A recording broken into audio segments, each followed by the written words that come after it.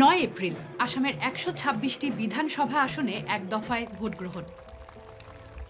বর্তমানে আসামে রয়েছে বিজেপি সরকার, মুখ্যমন্ত্রী হিমন্ত বিশ্ব শর্মা।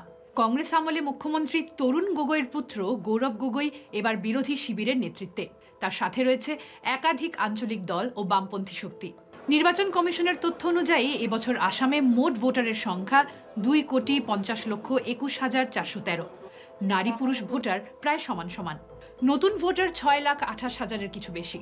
ভৌগোলিকভাবে আসাম মূলত দুটি উপত্যকায় বিভক্ত, ব্রহ্মপুত্র ও বরাক উপত্যকা।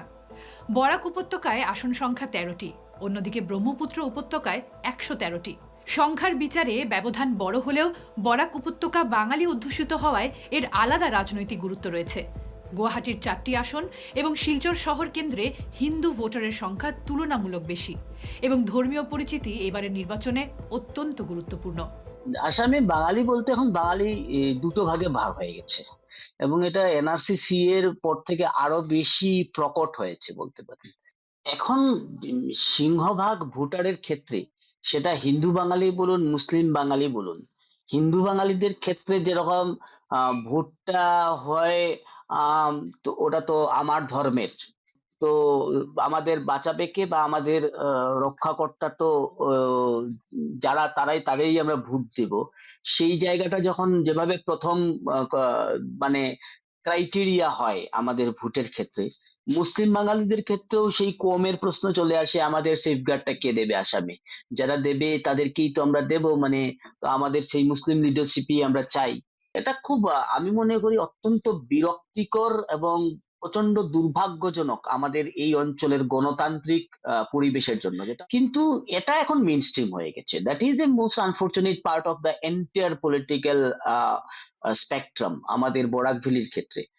হয়তো আসামের ক্ষেত্রেও সার্বিকভাবে এটা অনেক ক্ষেত্রেই প্রযোজ্য। যে হিন্দু খুব বিপন্ন, হিন্দু ক্ষেত্রে মেয়ে, এটা নিয়ে কোনো সন্দেহ নেই। ব্যতিক্রম সব জায়গাতেই থাকে, সেটাও আছে, কিন্তু ক্রমটা হচ্ছে ওটাই। এখানে ভাষা বিদ্বেষ ব্যাপারটা মানে চলে গেছে আমি বলবো। বিশেষ করে ব্রহ্মপুত্র উপত্যকাতে কি হয়েছে, বাঙালিরা আর বাঙালি হয়ে নেই। একই সঙ্গে হিন্দু এবং বাঙালি, একই সঙ্গে মুসলমান এবং বাঙালি, সেটা হওয়া যাবে না। এটা ভারত রাষ্ট্র বুঝিয়ে দিয়েছে। 2021 সালের নির্বাচনে গুয়াহাটির সবকটি আসনেই বিজেপি ও তার শরিকরা জয়ী হয়। শিলচরেও 2014 সালের পর থেকে বিজেপির ধারাবাহিক সাফল্য রয়েছে।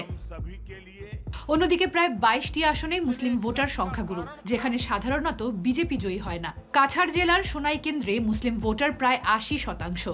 2016 সালে সেখানে বিজেপি জিতলেও 2021 সালে পরাজিত হয়। এবার ওই আসনটি অসম গণ পরিষদকে ছেড়েছে বিজেপি। ধুবড়ি, মানকাচর, লাহুরিঘাট, আলগাপুর, দক্ষিণ করিমগঞ্জ, ধিং প্রভৃতি আসনেও একই প্রবণতা। বরাক উপত্যকায় ডিলিমিটেশনের ফলে আসন সংখ্যা 15 থেকে কমে 13 হওয়া বড় রাজনৈতিক ইস্যু হয়ে উঠেছে। আসন কমায় একাধিক নেতা টিকিট না পেয়ে বিদ্রোহ করেছেন, যা নির্বাচনের আগে রাজনৈতিক সমীকরণকে প্রভাবিত করছে।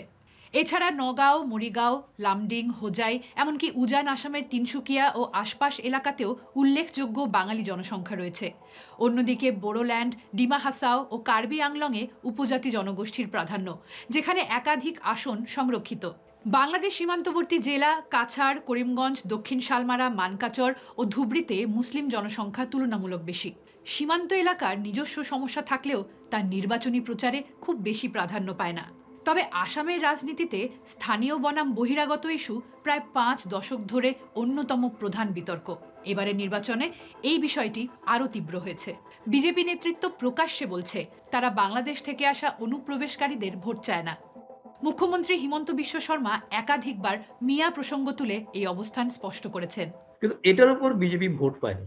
বিজেপি ভোট পায় আরো দুটো ফ্যাক্টরের উপর। একটা হচ্ছে অবশ্যই মোদি ম্যাজিক, মোদি কারিজমা, কোনো সন্দেহ নেই। এটা কমে আসছে বলা হয়। আর সবচেয়ে বড় বিষয়টা হচ্ছে ওই বিদ্বেষ। দেশ গুরুত্বপূর্ণ নয়, দেশ গুরুত্বপূর্ণ। এবারের নির্বাচনে জমি দখল ইস্যুও গুরুত্বপূর্ণ।